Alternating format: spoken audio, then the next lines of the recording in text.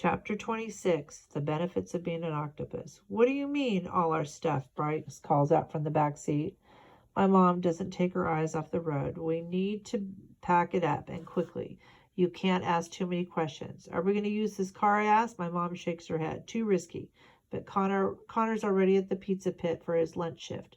I think he'd let us use us to get her stuff out of there. She grips the steering wheel hard, as long as Lenny isn't already back home. So, do you mean we have to pack up all my toys? Bryce asks. That's what she means, I say. And Petunia, Aurora asks, where's Petunia going? I twist around in my seat.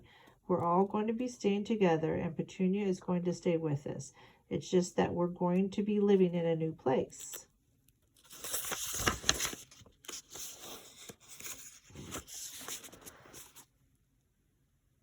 Bryce has been scratching an old sticker from school that's stuck on his shirt, but he stops and looks at me. Where? I suck in my breath. We're going to live with Fuchsia and her mom in the apartment. With the kitty, Aurora shrieks. If she hadn't been buckled into her booster seat, I think she would have rocketed clear across the car. Yes, I say, with a kitty. For the rest of the drive, all Bryce and Aurora can do is scream in excitement about the kitty.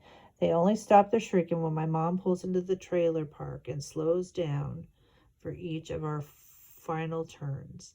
The back seat is completely quiet, and when we pull into the parking lot next to the trailer, until I hear Bryce ask in a small voice, are Lenny and Frank going to move into the apartment with the kitty too? No, I say, they are not. Oh, okay, he says, and you can't tell them we're moving, my mom adds, okay? Not a word about this. So it's going to be a surprise for them, Bryce asks. Yeah, she mutters, something like that. I'm right behind my mom when she walks up to the door to the trailer, and all I can think is, please don't be home yet. Please don't be home yet. My mom must have been thinking the same thoughts because she's slowing down. It's like the door handle is covered with poison, and she doesn't want to have anything to do with grabbing hold of it and opening the door. It's going to be okay, I whisper. If Lenny's home, just blame it on me. I wanted to take care of my friend. My mom closes her eyes, and we just wait for another day to pack up and move out. But then she sucks in her breath, and I realize she's holding back tears. It's going to be okay, I repeat. I wrap my arms around her just as firmly as she used to wrap her arms around me when she told me things were going to be okay. She bows her head, squeezing her eyes shut. Now that I can see the way out, I want out, she whispers. I just want out. I grab a hold of the door handle. We'll make sure that this is the last time we ever have to walk in this door. I push open the door and walk inside, and all I can hear is the TV. Lenny and my mom's bedroom door is open. I peek in. No Lenny.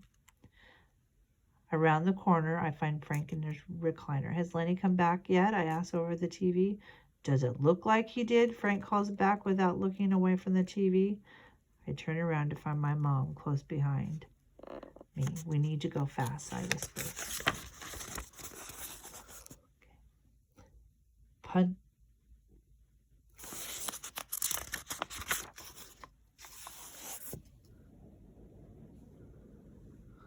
She must be reaching the same thing because she turns on the spot, grabs a trash bag from the kitchen, and disappears into her bedroom. Come on, Bryce and Aurora, let's go. We're going to clean up our room together, okay? Aurora practically skips to the bedroom, shouting, it's going to be a soup size. I grab a couple more trash bags and head into the bedroom after her. Come on, Bryce, I call. He is still trying to get his winter boots off without using his hands. Why do we have to hurry so much, he asks when he finally appears at the door. We just do. I'm stuffing things into a bag at lightning speed. I pull the Mickey Mouse nightlight out of the wall. Think of it as a race. Petunia, Aurora is saying to her sea turtle, we're going to go live with a kitty. My mom pokes her head into her room. She's got Hector on her hip. I'm going over to the pizza pit and borrow Connor's car. She's talking super fast. As soon as I get back here with it, you've got to be ready to go. I'm going to leave Hector with you. Can I get your car seats out of Lenny's car before them? I nod. We'll go be ready. Go. My mom looks at me for an instant, and then she sets Hector down on the floor. I'm going to leave my bag outside by the trash can, but it's not trash. Then she's gone. Bryce starts playing fight with the lightsaber, just barely misses Aurora. Bryce, put that down and start packing your things into the bag, okay? I finish throwing the rest of Aurora's clothes into a bag and start in on Bryce to help him. Can we bring this lamp with him? Bryce asks. I really like this lamp. It's not ours, Bryce. I'm sorry. I grab clothes from the floor. We'll figure it out. We'll figure out what's dirty later. But it's in our room, Bryce says. I cram Bryce's sandals from last summer into the bag. Not that anyone can imagine sandals when it's February. I'm sure there's already a lamp at Fuchsia's apartment. When did he start liking the lamp? I stand up. I tie the two big bags shut and pick up Hector. I'm going to bring these outside and get the car seats ready. You put anything else that's ours in that last bag, and I'll be back in just a few minutes. Outside, Aurora's booster seat is easy to detach, but the base of Hector's big, hulking car seat is a different story. It's like the release button on it is not an actual button, but instead just a different colored piece of plastic that has no intention of releasing anything, and really wonders about why you keep punching it in the first place. I'm still wrestling with the car seat when I hear my mom pull up to the curb. She better be able to get this thing out of here. But when I finally extricate myself from the back of the seat and stand up, I see my mom. See, it's not my mom. It's Lenny getting dropped off by Slider. Oh, hi, I say. I can feel my hand instantly start to shake. What are you doing in my car? He asks as Slider drives away. I smile. I'm trying to fix Hector's car seat. It was getting loose. He sticks his head to the driver's seat. He's looking at the odometer. So where'd you go? What do you mean? I try to keep jabbing at the car seat button, but it's even harder when your hand won't stay still.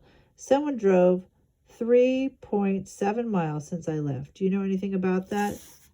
Oh, it was because my friend. She was having a really hard time, and I made my mom drive me to go see her. Lenny raises an eyebrow. Maybe he does suspect something's up. Well, it was just 3.7 miles, right? I mean, she was having a really rough time. So you needed to pat her on the shoulder while she has some cry fest like about a boy. Just don't use up my gas to do it.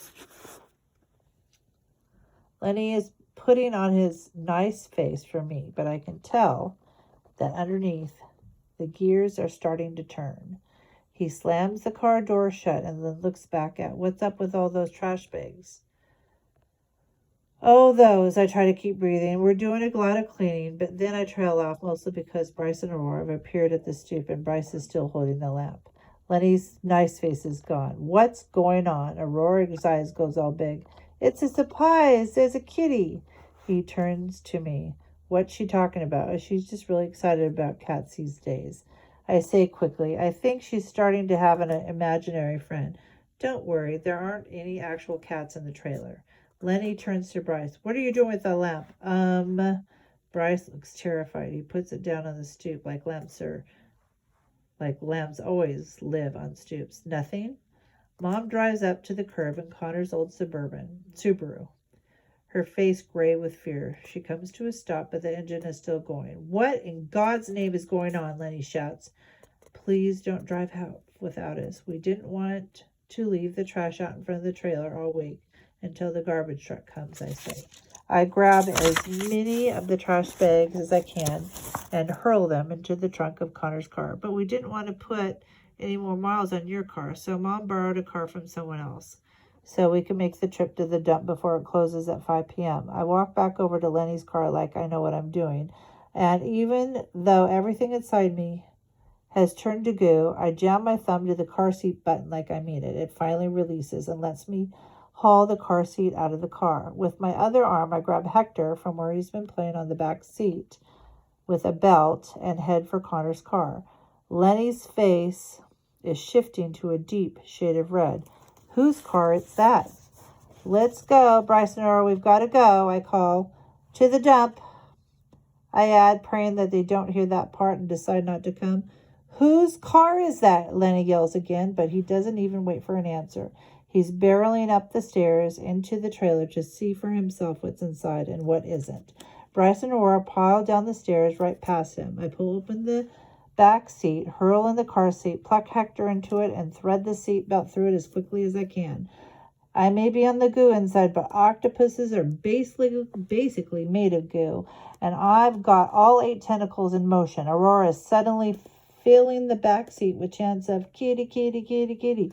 Bryce has thankfully left the lamp on the stoop and appears with Aurora's booster seat that I left lying on the ground. I buckle them in, and practically at the same time I am in full octopus. I squeeze out of the opposite door and climb into the passenger seat next to my mom, who's frozen at the wheel. But as soon as I do, I see Lenny coming toward us, gripping the lamp with one hand. Whose car is that? My mom's knuckles are white from gripping the steering wheel. He's shaking, but he's just a screaming monkey. I put my hand on my mom's hand. I put my hand on my mom's and squeeze. Drive, I say, drive now. And then, just like she used to, my mom slams down on the accelerator and we shoot down the road. There's a muffled crash as the lamp is thrown right into the side of the car. That wasn't our lamp anyway.